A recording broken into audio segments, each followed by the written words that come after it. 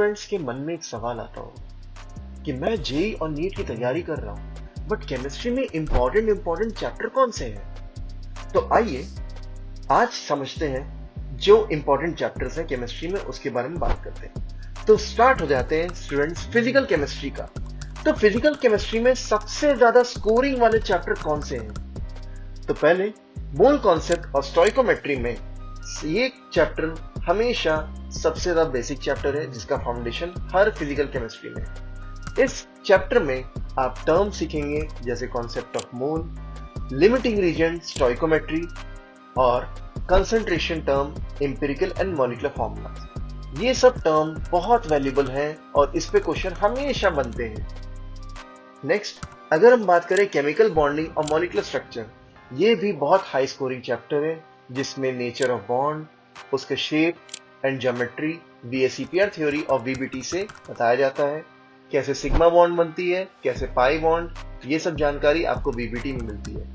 कोई molecule paramagnetic है या डायमैग्नेटिक है, उसकी बॉन्ड स्ट्रेंथ ज्यादा है या कम है, ये जानकारी एमओटी थ्योरी से मिलता है। तो ये भी कमाल का कॉन्सेप्ट है और ये चैप्टर बहुत वैल्यूबल है। अगर स्टूडेंट्स बात करते हैं कुछ टाइम सेवर टॉपिक्स में, मतलब ऐसा न्यूमेरिकल बेस्ड चैप्टर जिसमें टाइम लगता है कम और स्कोर होते हैं ज्यादा, वो है थर्मोडायनेमिक्स एंड इक्विलिब्रियम। इस चैप्टर में laws of thermodynamics, Gibbs free energy और थर्मोकेमिस्ट्री ये जो है स्कोरिंग पॉइंट में आते हैं। और रही बात इक्विलिब्रियम में, अगर हम बात करें तो इक्विलिब्रियम में calculation, acid base, salt hydrolysis, buffer और साथ में कॉन्सेप्ट ऑफ सॉल्युबिलिटी बहुत वैल्यूबल है। और केमिकल इक्विलिब्रियम ली चैटले प्रिंसिपल के बिना बिल्कुल अधूरा है, तो वो भी बहुत इंपॉर्टेंट है एग्जाम पॉइंट से। रही बात एक और special chapter, that is electrochemistry. Electrochemistry बच्चों,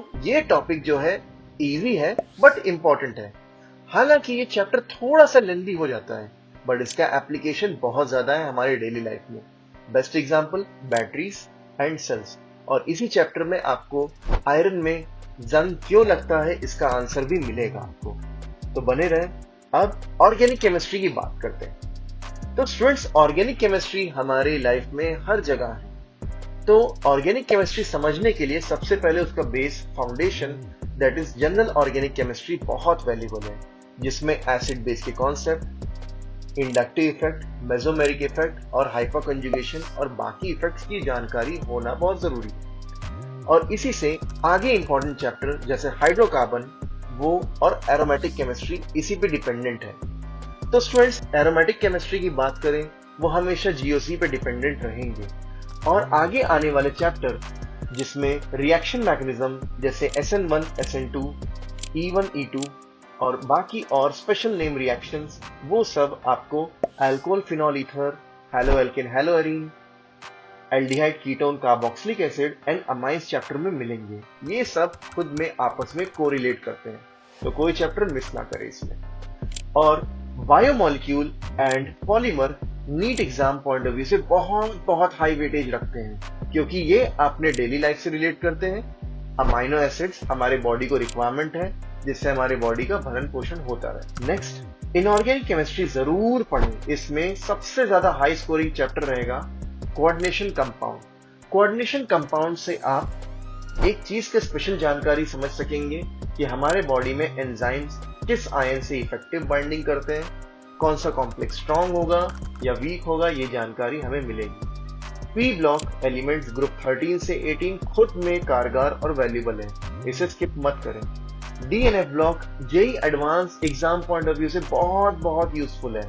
और रही बात पीरियोडिक टेबल की, वो तो आप जानते ही है, वो हमेशा कनेक्ट करेगा कॉन्सेप्ट ऑफ ट्रेंड्स के लिए और साथ में केमिकल बॉन्डिंग के लिए। तो अब ये थे चैप्टर्स जिसको आपको मजबूत करना है, तो केमिस्ट्री में अच्छे नंबर इन्हीं से पक्के हो जाएंगे। तो लाइक करें, शेयर करें और सब्सक्राइब करना मत भूलें वीकेम एकेडमी को।